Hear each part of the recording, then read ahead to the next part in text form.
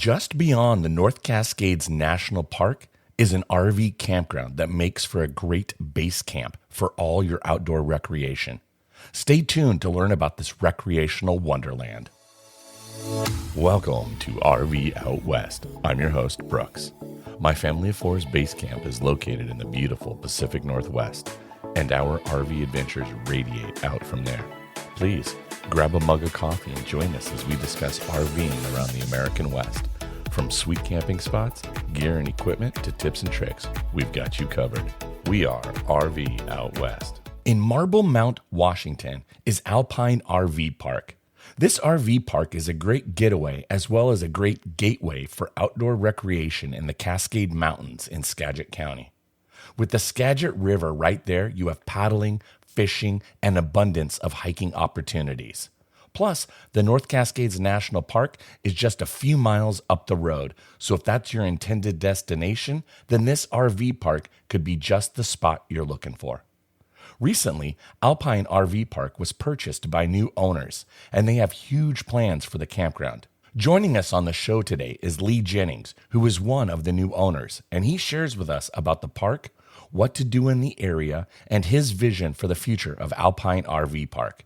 Lee, thank you for chatting with us here on RV Out West. Thanks for having me. Yeah, so let's kind of jump in first and tell me a little bit about yourself. Yeah, so I've been in real estate for 18 or 19 years now. And then, prior to being an agent, I was also a property manager for 13 years. So I kind of have a background in that. Other than that, I'm just a huge outdoor enthusiast. I am into mountaineering, pack rafting, skiing, backcountry skiing, and I love floating rivers. It's been big. So just any kind of outdoor pursuit, I'm really into that. In my research, I found that you've scaled Mount Hood, Mount Olympus, Mount Rainier, Denali, and Mount Logan in the in Canada's Yukon Territory. Is that correct? Correct. Also peaks in Bolivia, Ecuador, and Peru. Yeah. And Pakistan. And Pakistan. Yeah. Okay. Now you need to go summit and then pack raft the Indus. I believe it's the Indus River. Yes, exactly. In fact, I was on the Indus River when I was over there, and portions of it are very mild and portions of it are quite fearsome. So yes. I used to work in the paddle sports industry. And nice.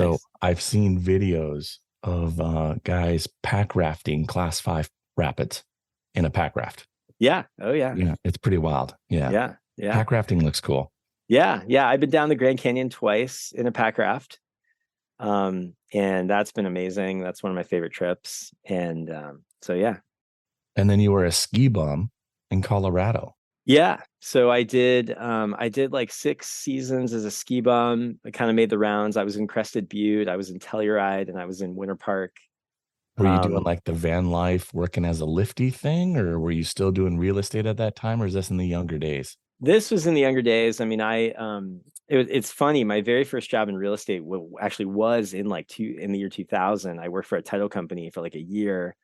And then I was a ski bum kind of between 98, 99 and maybe 2004 or so. And I mean, I just worked at rental shops during the season. In the summer, I was teaching climbing and mountaineering. Okay. And so, was just kind of living the outdoor life. Absolutely. That was the whole thing. And then, ended up taking a teaching position in Seattle of all places, kind of back around 2002 and 2003. And that's initially what brought me back to the PNW. Are you originally from the PNW area? No. So I'm originally from Cincinnati, Ohio. Okay. So Gold Star or Skyline? Oh, Skyline. It's funny, when I go back to Cincinnati, it's my first stop when I'm back there. Okay. So you came out for a teaching gig, and then what ultimately led you to settle in Skagit County? So so there's sort of a lot of backstory here, but I was in Seattle from 2002 to 2004. I was teaching middle school actually in Ballard.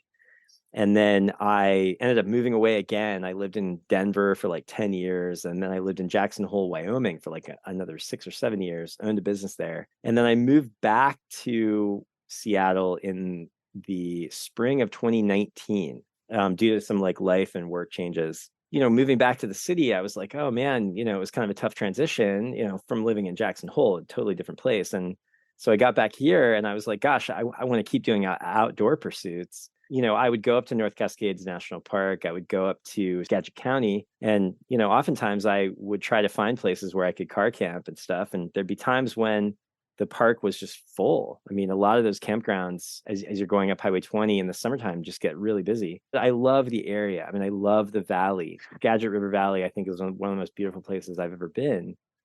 And so I started going to like the Marblemount area, Rockport, and I started floating on the river. I would go like probably 5 or 6 times a year. I would go up and float either the whitewater section, which is like Aggadell Creek and down, or the flatwater.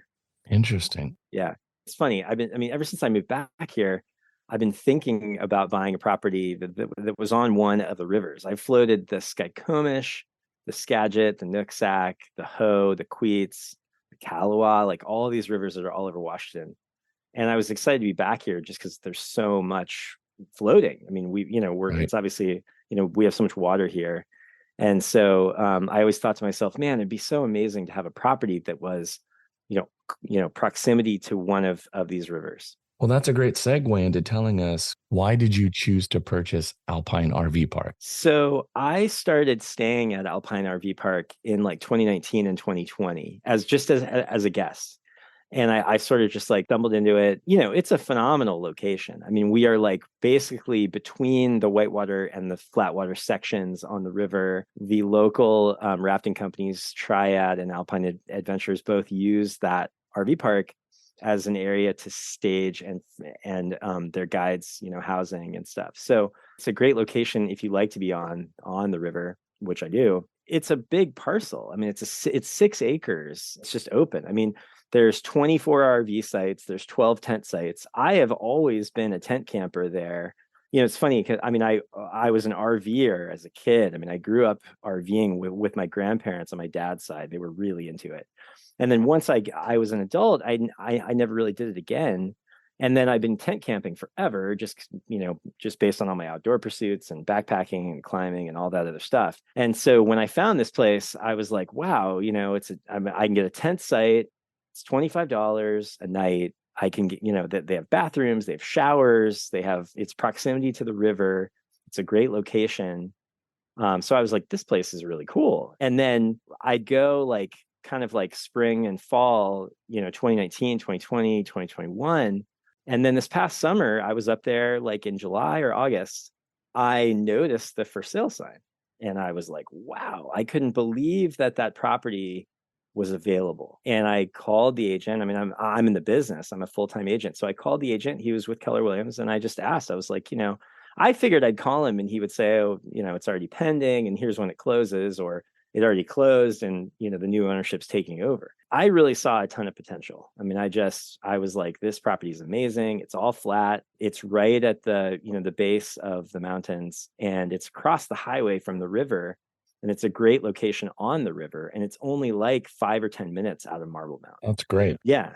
And so I got excited about it. And I was like, my gosh, like I remember taking the right-hand turn, out of the park, driving back to Seattle, which is like, an hour and 45-minute drive or whatever. And I was like, I just couldn't get it out of my mind. I was like, my gosh, like, could I buy that property? Like, is it even possible? Long story short, I'm part of a real estate investing group and I posted it in that group.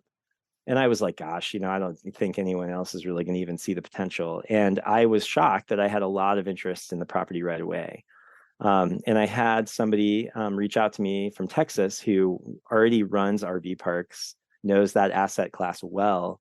And she was interested in partnering with me on it. And it took us, probably 2 or 3 months to get the whole thing done. I mean, it was a big process. It's been honestly like one of the coolest things that I've done since I've been in real estate. So from an RV perspective, you said you had 12 sites or is it 20 sites? There's 24 RV sites. And are those all full hookups? So They water, are. sewer, and power? They are full hookups. Yeah, they're all full hookups. We have water, sewer, power, Wi-Fi. And then some of them are 30 amp, some of them are 50 amp, some of them are larger than others. And some of them are pull through and some of them are not. It just depends on your location on the property. You had mentioned about the river guides. Is there any of those rafting companies that will do pickups, right there at the park? Yeah, very, very easily. The rafting companies, they will house their guides at our park in the summertime. And so they're always kind of going, in and out of there. And obviously, like one of the goals that I have for the park in general is just to be friendly to the river community because I love the river. I love being on the river.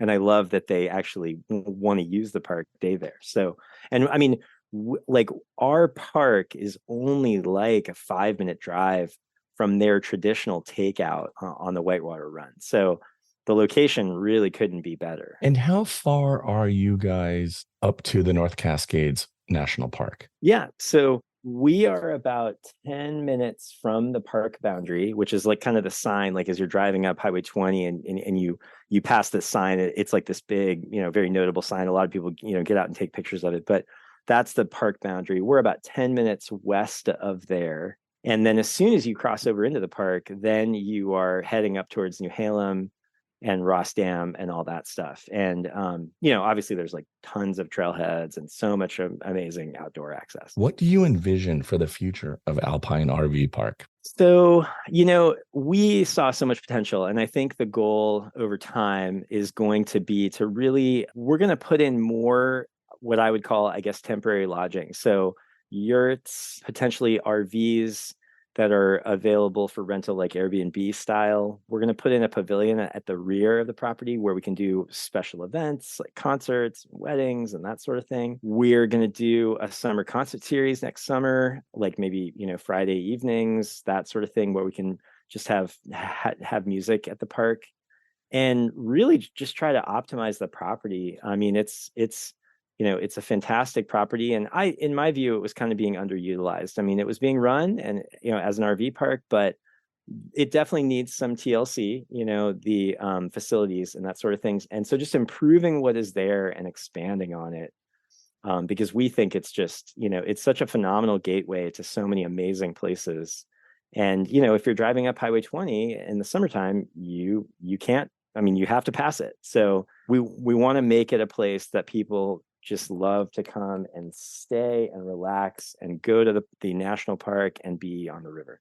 Yeah, well, and that makes sense. You are absolutely right there. We didn't even talk about fishing, but the fishing opportunities from right there are pretty incredible as well. Yeah. Oh, yeah. I mean, the fishing is phenomenal. I mean, there are guide services that will float and drift boat on the Skagit. In fact, I'm a big pack rafter, and so I'm typically pack rafting on the river, and I float the river year round, which a lot of people can't believe that because they're like, oh, isn't it cold in the winter? And I just wear a dry suit. But I see people fishing on the river all the time, whether it's from shore or drift boating, and it's just amazing. It's a recreational mecca, and I'm like, it was shocking to me that the property had been available for as long as it was, but I think it took a certain, vision to say like, hey, this access point is so amazing. And it's such an adventure base for anything you would want to do. So tell me, where can people find out more about Alpine RV Park? So we have a website now. It's Alpine RV Camping. And to be transparent, it's alpinervcamping.com.